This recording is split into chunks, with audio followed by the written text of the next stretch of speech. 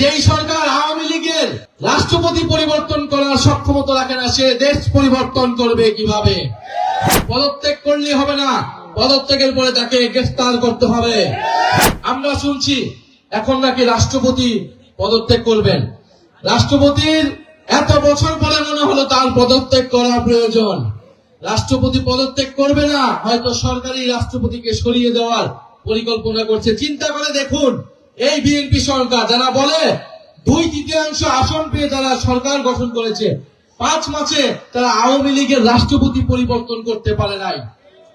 যেই সরকার আওয়ামী লীগের রাষ্ট্রপতি পরিবর্তন করার সক্ষমতা রাখে না, সে দেশ পরিবর্তন করবে কিভাবে? আমরা মনে করি ফ্যাসিস্টের দোষর চুপ, পদত্যাগ করলে হবে না, পদত্যাগের পরে তাকে গ্রেফতার করতে হবে।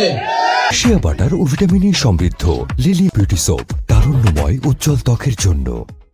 কারণ গণহত্যায় তার সমর্থন রয়েছে, দুর্নীতিতে তার স্পষ্ট প্রমাণ রয়েছে যে দুর্নীতিবাদ। ফলে সেই ব্যক্তিকে অবিলম্বে অপসারণ করে তাকে গ্রেফতার করে বিচারের আওতায় আনতে হবে এবং একজন যোগ্য, নিরপেক্ষ, অভিভাবকসুলভ ব্যক্তিকে এই বাংলাদেশের জনগণ রাষ্ট্রপতি হিসেবে দেখতে চায়।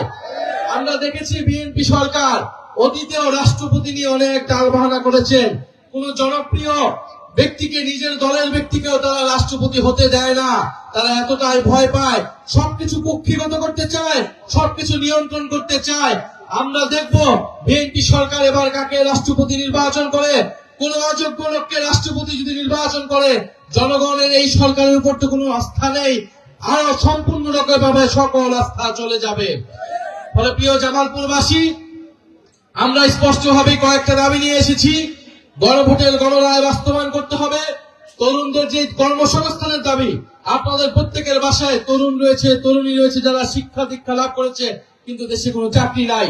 এই সরকার বলেছিল 18 মাসে 1 কোটি চাকরি নিশ্চিত করবে, 5 মাসে তার নিশ্চিত কয়টা করেছে? 0টা করেছে।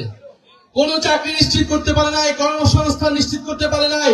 পৃথিবীর কোন দেশ এই বর্তমান সরকারকে কোন ধরনের লোন দিচ্ছে না, ঋণ দিচ্ছে না, সহযোগিতা করছে না। চীন সফর করে এসেছে, শূন্য হাতে দেশে ফেরত এসেছে। কারণ এই সরকার সংস্কার বাস্তবায়ন করছে না, জনগণের মেন্ডে 70% সেটা বাস্তবায়ন করছে না।